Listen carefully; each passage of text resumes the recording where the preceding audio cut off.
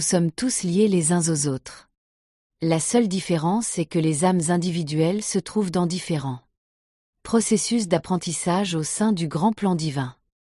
Nous sommes comme un super-organisme. Une communauté humaine ou une famille humaine. Si une partie souffre, tout le monde souffre, Stéphane. Ensemble, nous sommes bien plus que chacun de nous pris individuellement. C'est comme les cellules du corps. En coopérant, elles dépassent de loin leurs capacités individuelles, Stéphane. Nous pouvons y arriver. Nous sommes tous appelés à participer à ce grand projet humain. Stéphane. Que peut-on faire pour améliorer son ancrage? Bouger son corps, par le sport, la randonnée, la danse, etc. Marcher consciemment pieds nus. Travailler avec ses mains. Transformer les schémas de pensée qui bloquent l'ancrage. Développer une conscience de la nature. Reconnaître que chaque pierre, chaque plante, chaque animal et tout ce qui est créé dispose d'une conscience. Reconnaître que la Terre elle-même est également un être vivant, capable de communiquer. Pardonner et pardonner. Presque tous les êtres humains ont été à la fois auteurs et victimes. C'est pourquoi les êtres humains ne devraient pas condamner les faux pas des autres, mais les accepter comme des erreurs. En même temps, nous ne devrions pas les nourrir d'énergie négative telle que le jugement, la haine ou même les représailles. Le pardon serait de mise. Cela fait avancer les deux parties. Pourquoi ne sommes-nous pas ici?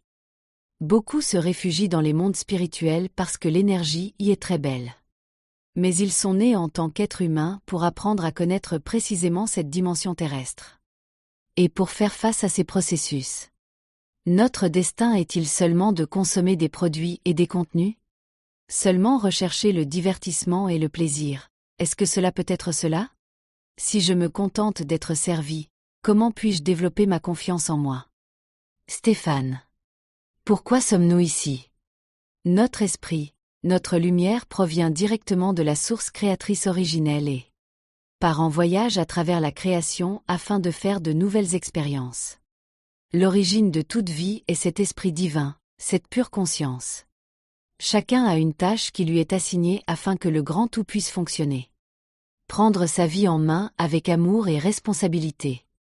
Sortir du rôle de victime et de l'apitoiement sur soi-même. Il s'agit de développer son potentiel personnel. D'apprendre.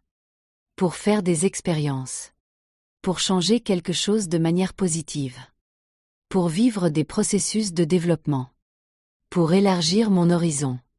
Pour recevoir et donner là où c'est nécessaire. Pour me réjouir de mes semblables et de la nature. Le véritable changement doit maintenant venir de l'extérieur du système, des personnes de la nouvelle ère.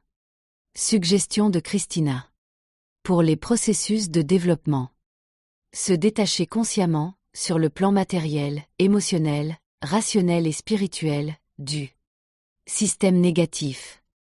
Et commencer une nouvelle vie d'indépendance et d'autodétermination.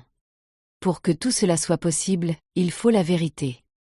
Se forger ses propres opinions indépendamment de l'influence des médias de masse. S'approvisionner soi-même grâce à son propre potager. Le troc comme alternative au système monétaire. Se libérer de la routine quotidienne, faire autre chose pendant un certain temps. La liberté intérieure, c'est-à-dire accepter toutes les facettes de notre humanité, y compris les aspects sombres qui sont en chacun de nous.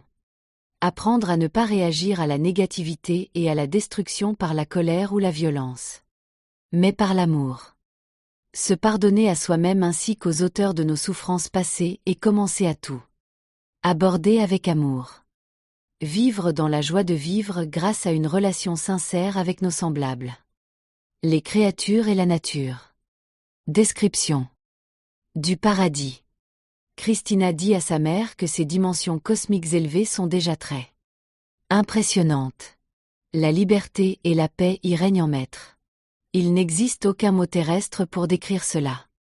Et c'est tout à fait incompréhensible pour l'esprit humain.